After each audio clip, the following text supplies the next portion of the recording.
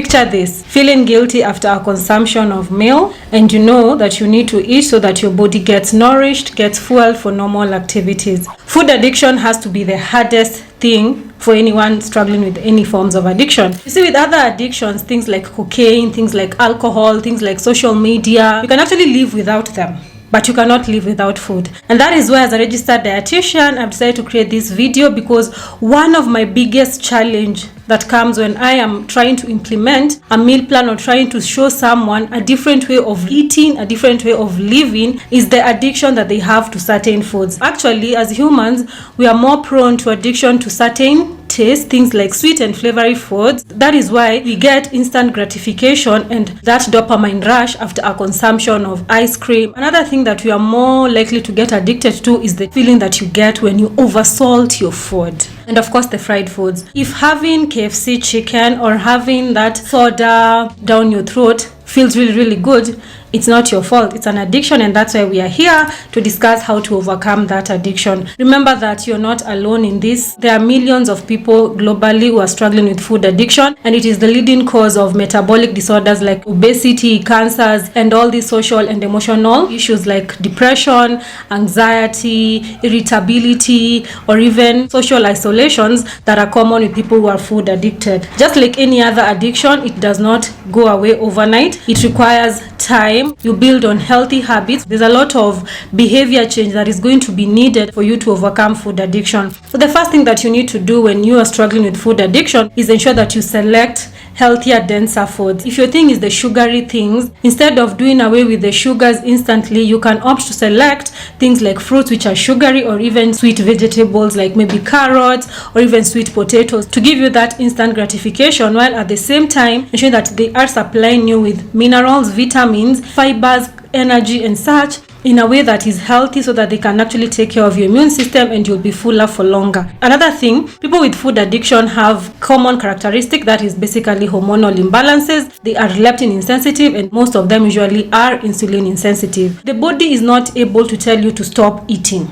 This is where portion control comes in. If your daily intake is supposed to go up to 4,000 kilocalories, because maybe I'm assuming you are obese or you are overweight, once you get to that limit, you need to stop. One of the things that will help you get there faster is if you combine your meals with highly fibrous foods, healthy fats, so that you can actually reduce the hunger cues, and you also try and reduce as much as you can midnight snacking. Try as much as you can to have a normal sleep routine, so that at the time you're supposed to be asleep, you're asleep, and that will help us reduce the extra intake of calories, and this will definitely help us stabilize our hormones in the long run, because you want to stabilize leptin so that your body can actually be in a position to self-regulate itself and tell yourself that you are full. Of course, the stomach capacity, because of the addiction and the overeating, might have expanded. When you're working towards shrinking this capacity, it doesn't happen overnight. So even if a dietitian has given you a meal plan with a limit of, let's say, 4,000 kilocalories, and you are used to taking, let's say, 6,000 or even 10,000, you might need to continue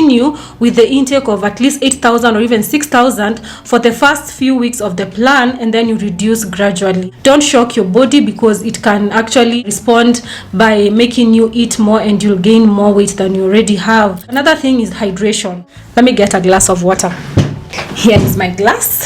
I hope you have yours. If you have not taken any amount of water today, this is your sign to have a glass. So hydration is very important for someone struggling with food addiction. This is the reason. Number one, it will help you in reducing the stomach capacity of food. When you take up water, adequate amount of water, you're going to fill up that volume, and you can actually reduce the amount of food that you're going to need to fill up the stomach.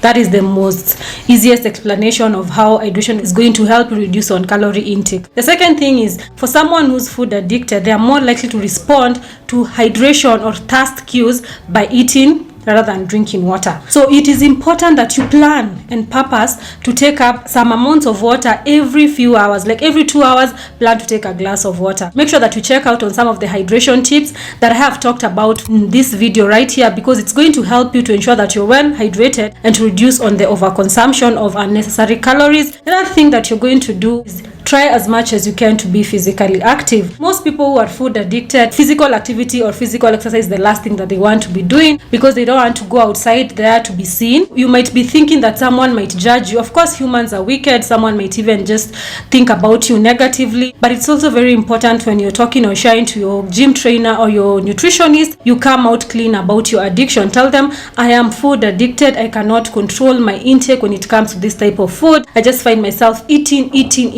It is very important to share with them with that because they will try and actually curate your workouts in the right times and such. Another thing, physical exercise is very important when it comes to hormonal imbalances, and as I have stated, people with food addiction have a lot of leptin insensitivity, insulin resistance, and other hormonal imbalances. So it is very important that you do physical workouts to actually help you expel the energies that you're taking up, improve quality of sleep, reduce midnight snacking, and also help with stress management. Because for most people, we just don't start as food addicts. We actually start slowly by using food as a coping mechanism to stressful situation, to stressful environments, when you're feeling overwhelmed, when you're feeling like, no, this is not just cutting it, you just run to some types of food. There are most of us who do that, and that is okay. The problem comes when now it's continuous. When you're exposed to chronic stress and food is your remedy, you are risking yourself to food addiction. So physical workout is very important when you're trying to manage stress, break the hypercortisolism, improve production of the good feel hormones, the dopamine, serotonin, improve quality of sleep, and definitely improve quality of life for someone struggling with food addiction. One thing I want you to do is I want you to be easy on yourself. And as I've said, it's harder for you to overcome food addiction because you need food at the end of the day. With cocaine or with cigarettes or with alcohol or even with screens, you can decide to just cut them off and you'll still survive.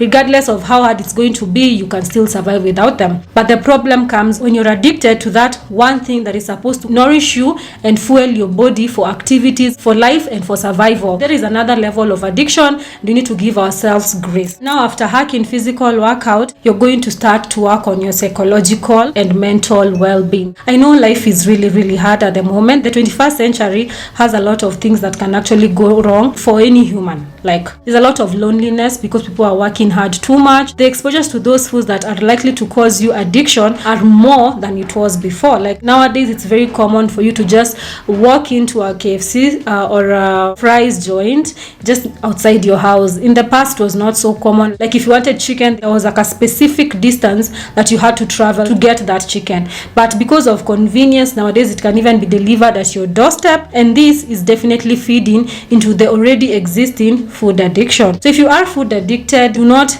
be ashamed of it. It might not be your fault. It may just be because of circumstances, and you can actually overcome it, but you have to accept that. That is why I've talked about the psychological and the emotional and mental well-being. It is important when you are working through the food addiction, you also sit down with a dietitian to ensure that you do not deprive your body nutrients and energy that is needed for survival. We don't want to get you to shock. We don't want you to be functioning below optimal levels, even if we are dealing with food addiction. We want to take care of you in the best way possible, mentally, psychological, and also ensure that you're still getting enough nutrition. When it comes to mental and psychological well-being, have a journal, sit down. Unfortunately, someone who's addicted to cigarettes and alcohol, they are more likely to get addicted to certain types of foods than someone who's not. Addictions kind of attract each other. That's the saddest part. So you want to ensure that you're dealing with your mental and psychosocial well-being as much as you can. Have a journal. This year we said we are journaling. Like when you're feeling some type of way, that trigger that wants you to get that ice cream, that trigger that wants you to get that Coke, when you're feeling that emotion, that just write it down. Write and talk to yourself about how you're feeling. Like, I am feeling like this and this because I have done this and this is the outcome, and does not make me happy. The importance of journaling is because you can actually go back, refer to it, and you can actually share with your psychologist or your nutritionist about some of the feelings that trigger the overconsumption of specific types of food. And this will help you actually in the future to try and actually eliminate those triggers to actually work on your addiction processes. I hope that helped, because as a dietitian, one of my daily challenges is when I do a meal plan for someone and they tell me they cannot follow through it because if they don't eat ice cream, if they don't drink that Fanta or that Coke, they cannot survive. I actually resonate with food addiction more than you think, and that is why I decided to create this video. And until next time, please ensure that you watch this video right here on how to overcome obesity as a metabolic disorder, and let's meet there.